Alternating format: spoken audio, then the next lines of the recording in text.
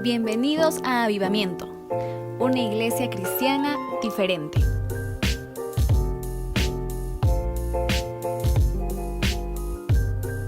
Estamos celebrando que Jesús resucitó al tercer día, como Él lo había dicho.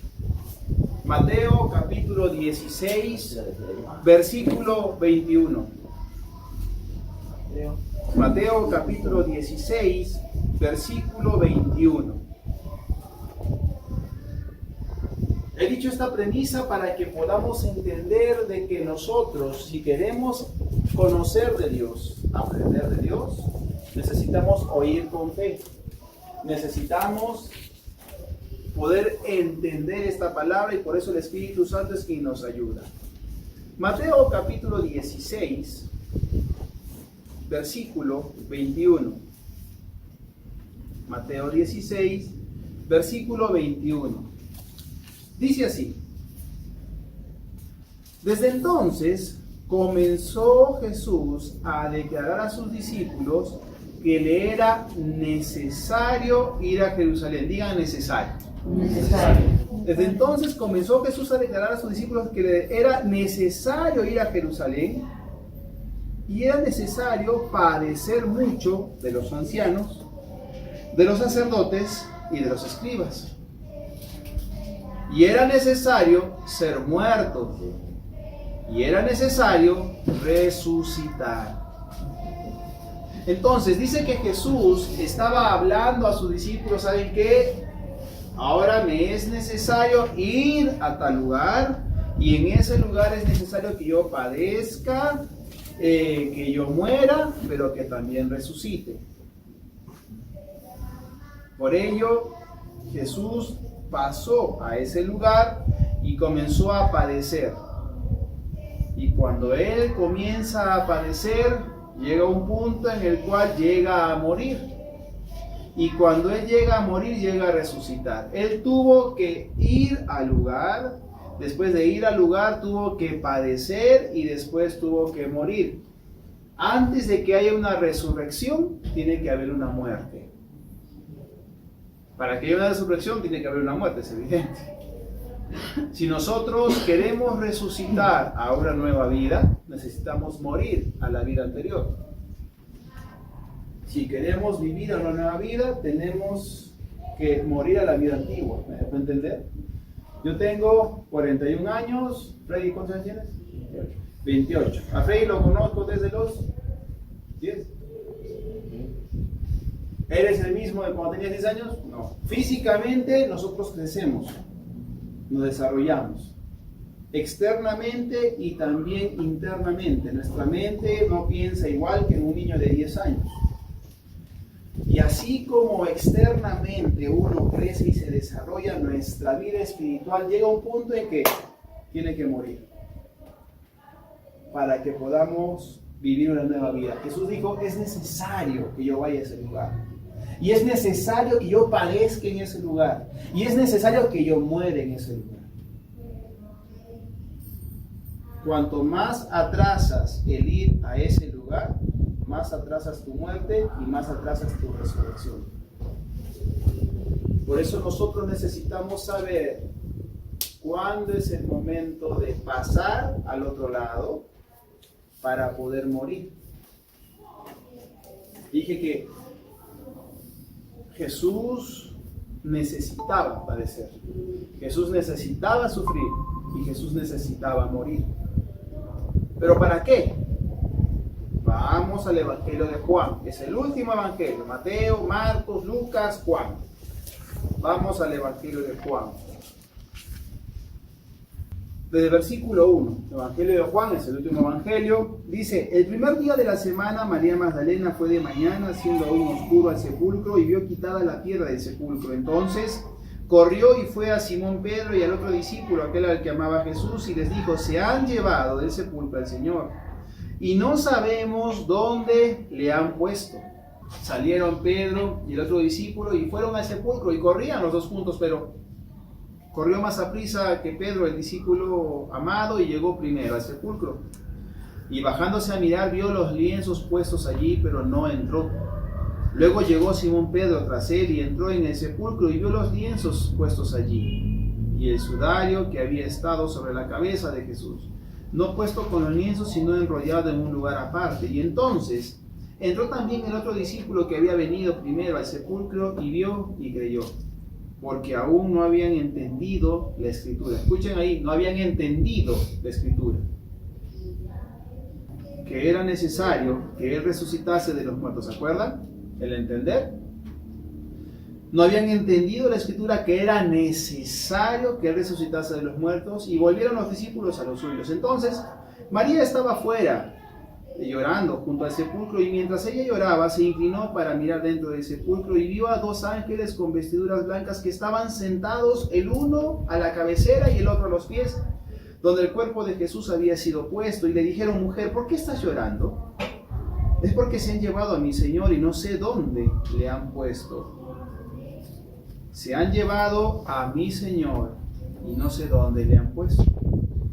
Cuando había dicho esto, se volvió y vio que Jesús estaba allí, pero no sabía que era Jesús. Y Jesús le dice: mujer, ¿por qué lloras? ¿A quién estás buscando?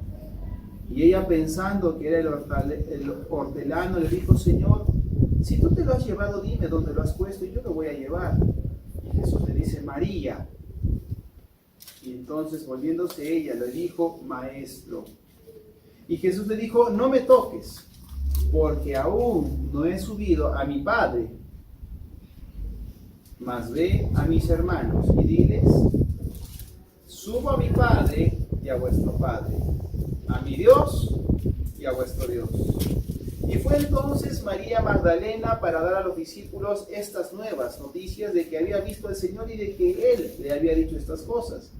Y cuando llegó la noche de aquel mismo día, el primero de la semana, estando las puertas cerradas en el lugar donde los discípulos estaban reunidos por miedo de los judíos, vino Jesús y puesto en medio les dijo: paz a ustedes. Y cuando les hubo dicho esto, les mostró las manos y el costado, y los discípulos se regocijaron viendo al Señor. Y entonces Jesús les dijo otra vez: paz a ustedes. Como me envió el Padre, así también yo los envío. Y habiendo dicho esto, sopló y les dijo: reciban el Espíritu Santo, y a quienes ustedes remitan los pecados les serán remitidos, y a quienes los retuvieren les serán retenidos. Pero Tomás, uno de los 12 y llamado Dídimo, no estaba con ellos cuando Jesús vino. Versículo 25, le dijeron pues los otros discípulos: hemos visto al Señor. Y Tomás les dice: si yo no veo en sus manos la señal de los clavos, si yo no meto mi dedo en el lugar de los clavos y meto mi mano en su costado, no voy a creer. Y 8 días después estaban otra vez sus discípulos dentro, y con ellos estaba Tomás. Y llegó Jesús estando las puertas cerradas y se puso en medio y les dijo: paz a ustedes. Luego dijo a Tomás: ven, pon aquí tu dedo, mira mis manos, acerca tu mano, métela en mi costado, y no seas incrédulo, sino creyente. Entonces Tomás respondió y le dijo: Señor mío y Dios mío. Y Jesús le dice: porque tú me has visto, Tomás, has creído, pero bienaventurados son los que no vieron y creyeron. Hizo además Jesús muchas otras señales en presencia de sus discípulos, las cuales no están escritas en este libro, pero estas se han escrito para que crean que Jesús es el Cristo, el Hijo de Dios, y para que creyendo tengan vida en su nombre. Quiero hablar un poco de algunas partes. Mujer, ¿por qué lloras? ¿A quién buscas? Estoy buscando a mi Señor. ¿Eres tú capaz de decir que Jesús es tu Señor? Aquella persona que a pesar de que murió, le seguía diciendo su Señor. Aquella persona que ya no estaba presente, ya no se le veía, había visto cómo estaba crucificado, pero le seguía diciendo su Señor. Quiere decir que Jesús hizo algo que llegó a trascender en su vida para que María pueda decir mi Señor. Nosotros estamos en esta vida para poder trascender y no vivir por vivir. Si solamente vivimos para disfrutar nuestro tiempo, nuestro espacio y tener un propio deleite y poder hacer una cosa u otra cosa o recorrer el mundo o viajar o tener un placer y otro placer, estamos viviendo egoístamente. Porque si estamos aquí para vivir y solamente vivir, eso no es vivir. La Madre Teresa de Calcuta era una mujer que era reconocida porque hacía mucha obra social.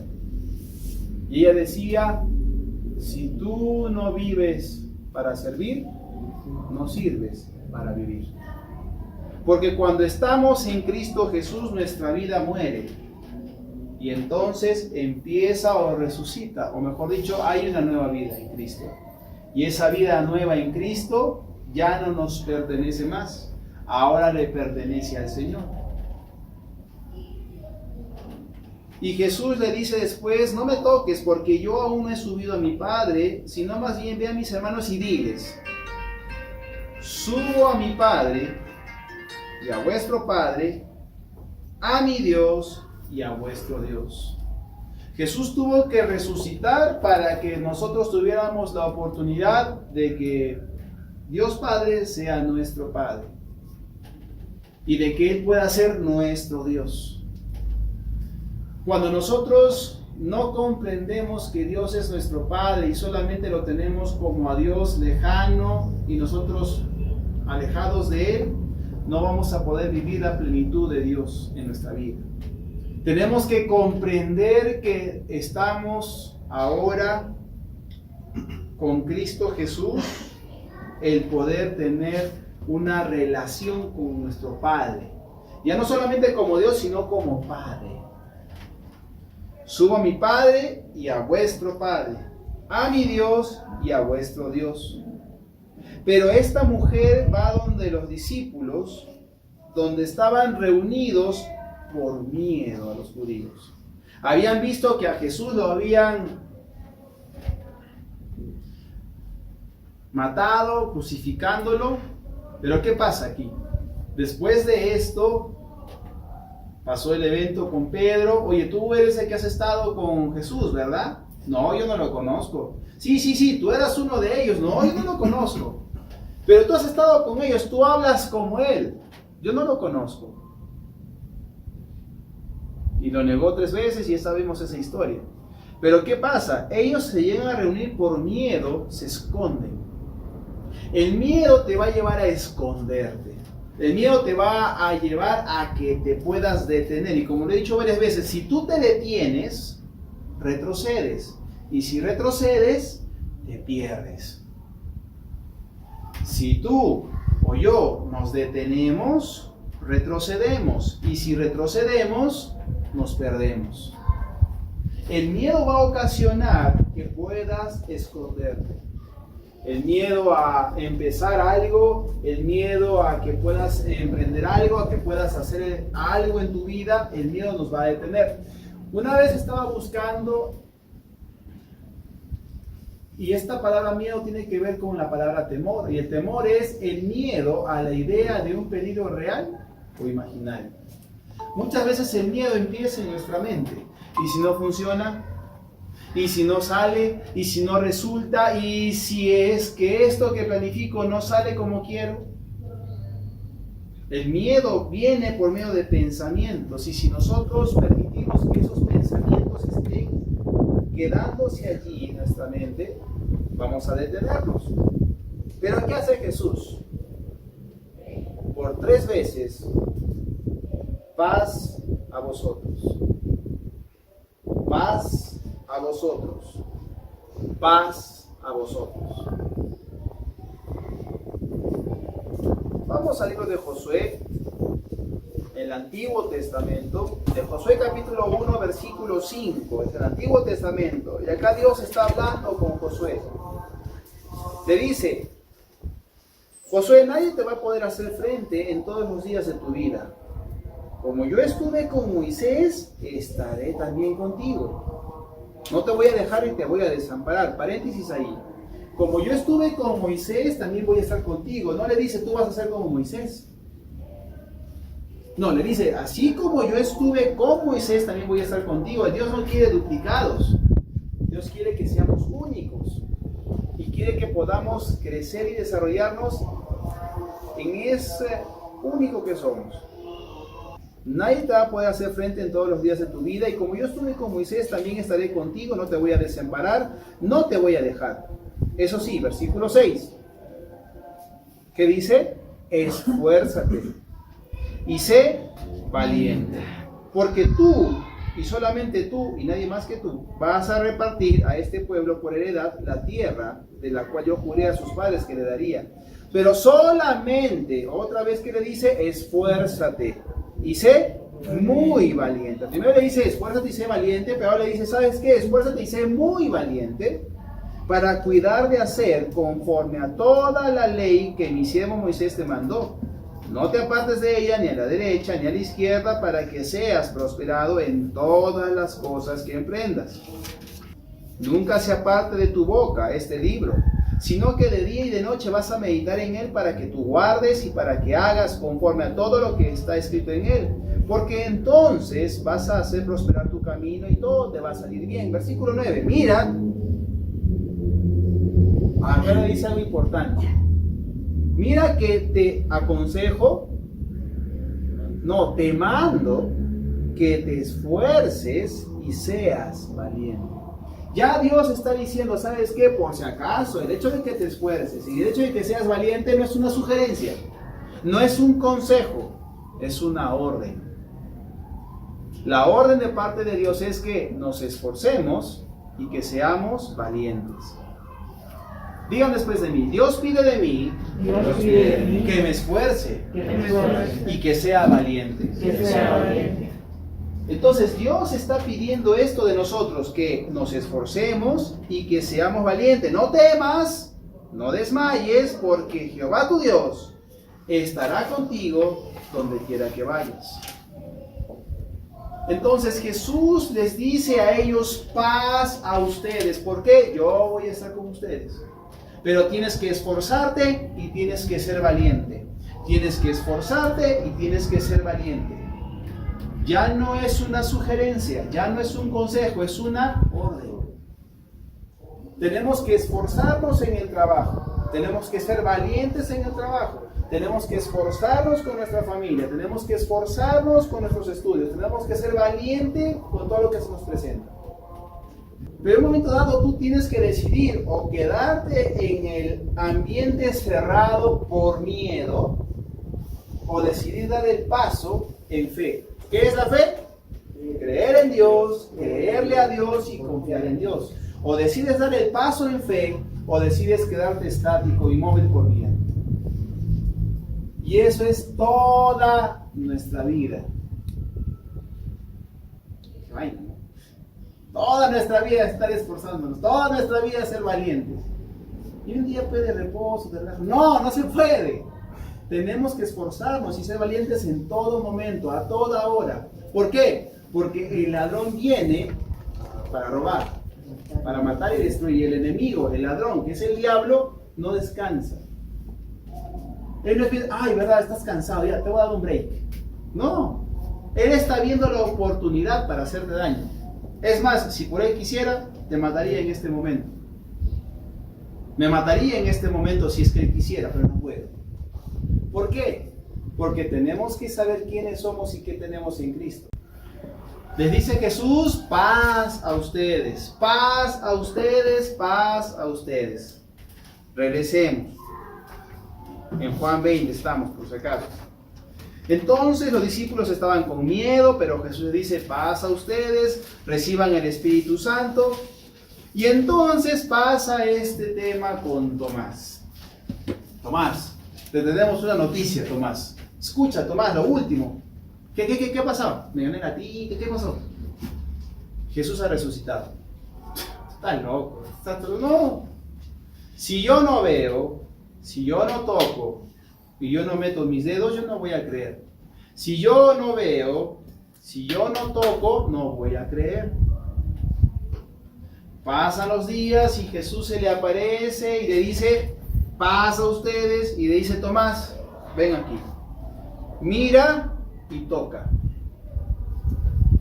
La fe es una acción de nuestro espíritu, solamente se da en nuestro espíritu. La fe no es algo externa, es algo interno. Y la fe se da desde nuestro corazón, desde nuestro espíritu. ¿Y cómo es esto? Que no podemos creer con nuestra mente, podemos creer con nuestro corazón. Pero los sentidos nos dicen, tienes que mirar y tienes que tocar.